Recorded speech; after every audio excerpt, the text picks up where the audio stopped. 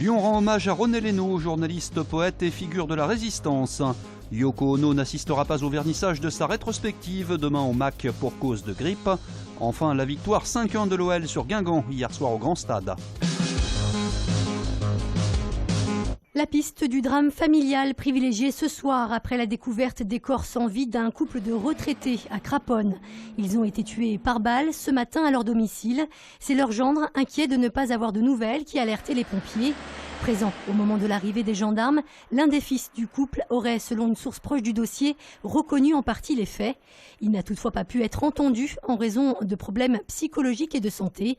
Une information pour double homicide a été ouverte.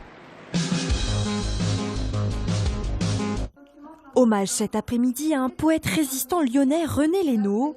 Une rue porte déjà son nom dans le premier arrondissement de Lyon, mais c'est une plaque commémorative qui a été inaugurée aujourd'hui.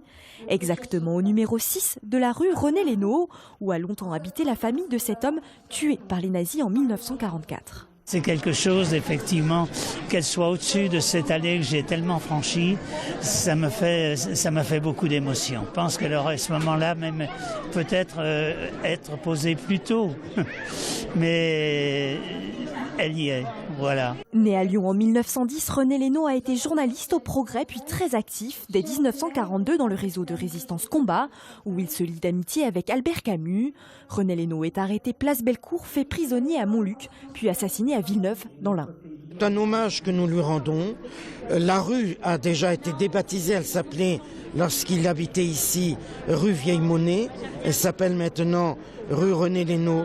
Mais il nous est apparu important de donner, d'indiquer où il habitait. D'autant plus qu'à quelques pas d'ici, nous avons l'imprimerie Ponce, d'Eugène Ponce, grand imprimeur résistant, qui imprimait justement les journaux dont René Lénaud assurait la diffusion. Un gros passement au cœur, un gros. C'est dur, mais faut faire avec. Le départ du carrousel de la place de la République à Lyon. Le manège était en cours de démontage ce matin, contraint de quitter les lieux après plus de 20 ans de présence ici. Le forain va devoir s'installer un peu plus loin, place Maréchal Lyotet. De toute façon, satisfait ou pas, je ne peux pas faire grand-chose. C'est comme ça a été décidé en mairie. Je suis optimiste, on va dire bien, puisque la mairie a l'air d'être... nous avance pas mal de trucs, donc avec la mairie du 6e aussi, donc peut-être il y a des commerçants. On va être optimiste, on va dire que ça peut être bien.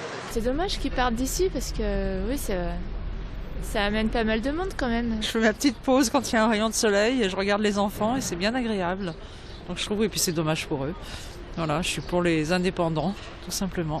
Le démontage devrait prendre 2 jours. Le carrousel se réinstallera ici, place Maréchal Lyotet, dès mercredi. La ville souhaite libérer l'espace, place de la République, pour l'arrivée de nouvelles enseignes. Dernier préparatif au musée d'art contemporain de Lyon avant l'ouverture de la rétrospective consacrée à Yoko Ono. Cette dernière, âgée de 83 ans, souffre d'une grippe et ne pourra finalement pas assister au vernissage comme prévu demain. Elle a fait un léger séjour à l'hôpital et depuis elle se remet lentement et son médecin lui a interdit tout voyage, tout déplacement important en avion. On a eu l'information samedi matin en début de journée et elle nous a envoyé un message en disant qu'elle était évidemment extrêmement désolée, d'autant qu'elle avait des œuvres à achever, notamment une très belle calligraphie à faire et qu'elle serait avec nous et mi-mai, donc sans nous donner de date précise. C'est la première fois en France qu'une rétrospective est consacrée à celle qui fut l'épouse de John Lennon et qui reste une infatigable militante pacifiste. On a des œuvres qui sont des œuvres des années 60 qui réfléchissent, qui interrogent le statut de l'œuvre d'art, mais très vite ces œuvres vont être aussi des éléments contre la guerre ou des éléments quasi militants contre la violence faite aux femmes, puisque c'est quelque chose qu'elle développe depuis de très très très nombreuses années. Elle intervient dans énormément d'endroits, de lieux de façon très discrète. L'exposition Yoko Ono intitulée Lumière de l'aube, c'est au MAC jusqu'au 10 juillet. Démonstration de l'OL hier soir au Grand Stade. Les Lyonnais ont conservé leur invincibilité à domicile en s'imposant face à Guingamp 5-1. Une large victoire marquée par un doublé d'Alexandre Lacazette et qui permet à l'OL de se placer 3e du classement de Ligue 1 et de revenir à hauteur de Monaco. Désormais à 6 points de la seconde marche du podium, les Lyonnais se replacent pour la course à la qualification directe en Champions League. Un match à revivre dans Tant qu'il y aura des gones ce soir à 18h45 sur TLM.